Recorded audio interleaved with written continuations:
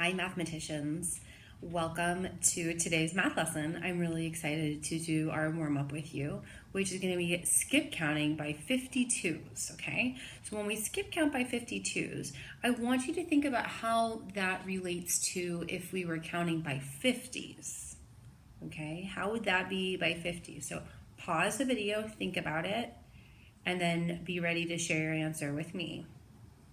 Okay, welcome back. So if you said counting by 52s is like counting by 50s because it's like counting by fives, and then you just add 2 in the ones place, so like 50 plus 50 is 100, so 52 plus 52 is 104, you're correct. And if you said something similar to that, that's also fine too. So we're going to start counting by 52s today, okay? So I want you to count with me, and I actually want you to say it out loud, even if you're just by yourself, and even if it sounds kind of silly. You can whisper it if it feels silly, but you need to practice, okay? So 52, we just said it'd be 104. What comes next? Well, if you're counting by 50, goes 50, 100, 150, but then plus 2, so 156. Counting by 50s, 208. What's next now? So add 50, that'd be 258 plus 2, 260 plus 52. That's right, that would be 312, because it would be plus 50, which would bring us to 310 plus 2. Or you can think of it as 26 plus 5 would be 31, and then there's the 2. So you can always think of it as a smaller number you know more easily. Plus 52, that's right, 364. Plus 52, well, let's see, plus 50 would be like 36 plus 5. Sorry, 36 plus 5, and that would be 41. But then add the 2 to that, so 4 plus 2 is 6, it would be 416. Do you see how when I'm eliminating and putting it into a 2-digit number, I can add 5, and then it's like 36 plus 5 instead of 360 plus 50? Each of them is just adding a 0, but it's the same kind of pattern. 416 plus 52 would be 466 plus 2, 468. So notice how I add the 50 first. That's easier for me. Except here I have it at 8, so I know I could add the 2 as well. So if I added the 2 right now, it'd be 470 plus 50. It'd be like 47 plus 5. That's right, 520 plus 52, 572.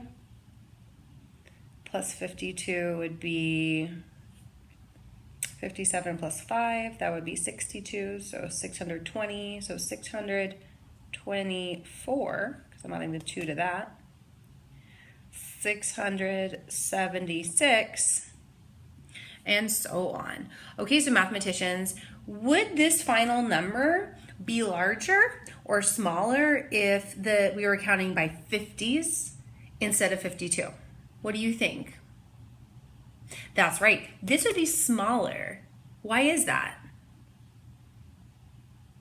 That's right, so it's because 52 is bigger than 50, so then counting by 52s will get us to a bigger number when we skip count.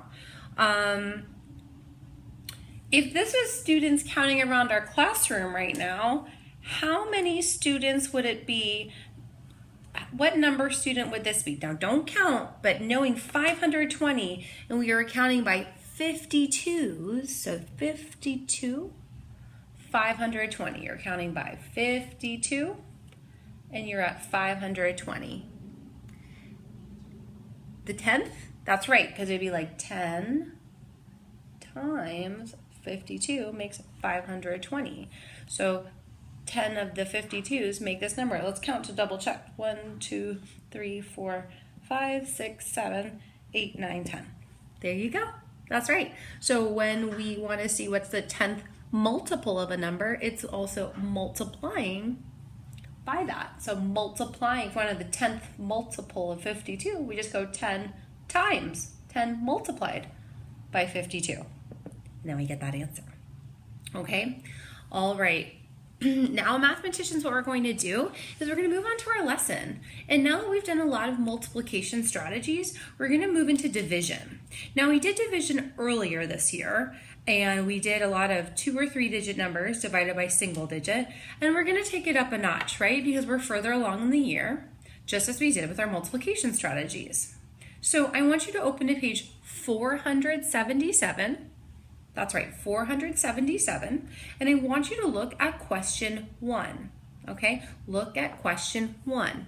Now I want to remind you, when we do division, we always turn the problem around into a multiplication equation, okay? Multiplication is going to be how we solve all of our division problems because they're related, right? The way addition and subtraction are related. So when you look at number 1 on page 477, it says, it is a field day. I'm reading my math book, just like you, okay? It is a field day at Riverside School. All of the 4th grade students are outside playing games. There are 126 students. Each team has 14 students. How many teams can they make? Now, before we solve, I want to ask you a question.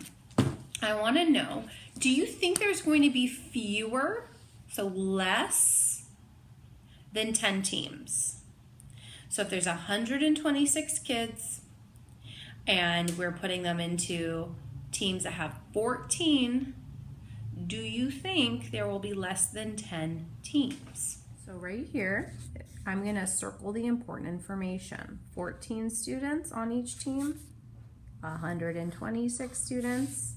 And what we're going to do is I'm going to first write my equation of 126 divided by 14. That's what we're going to solve for today. But you know that every time we do division, we always turn it into a multiplication equation. So 14 times something is going to equal 126. So 14 times something is going to equal 126.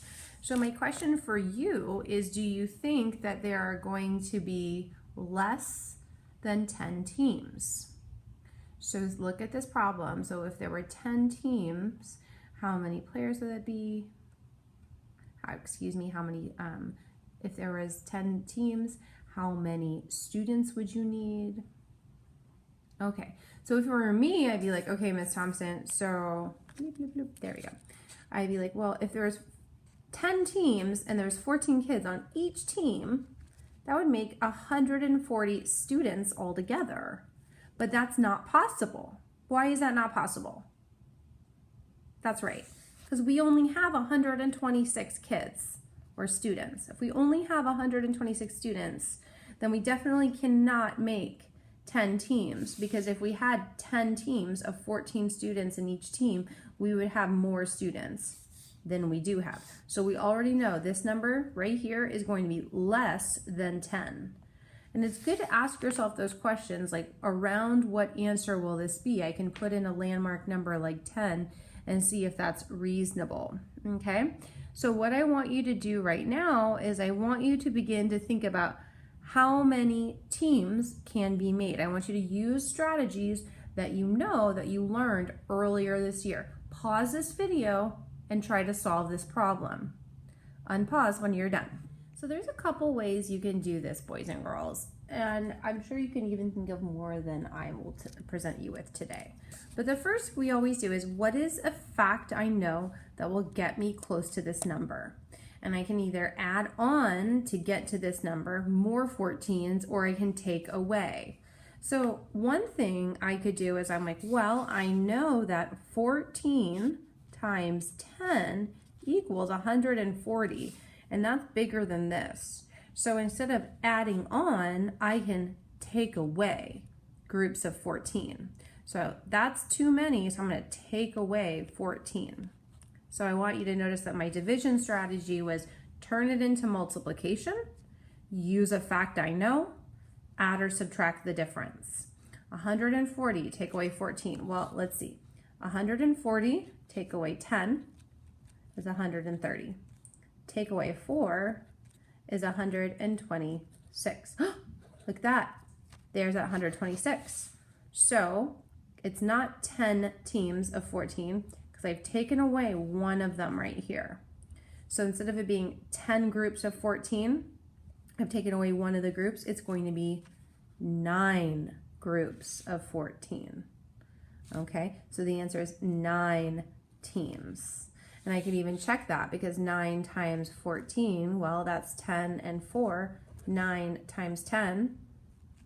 9 times 10 is 90. 9 times 4 is 36. So plus 36, that's 126. So that makes sense. If you want a visual to help you really imagine that, you can think of it like this. I have 14, well, there's teams of 14, right? And I said, what if I had 10 teams of 14? And we already agreed that was too many, because that meant we would have to have 140 students. So instead of having, if this is 140 students and that's too many, I just crossed out one of the teams of 14, and that brought me to 126. So that's 1, 2, 3, 4, 5, 6, 7, 8, 9. That's the same as this 9 over here.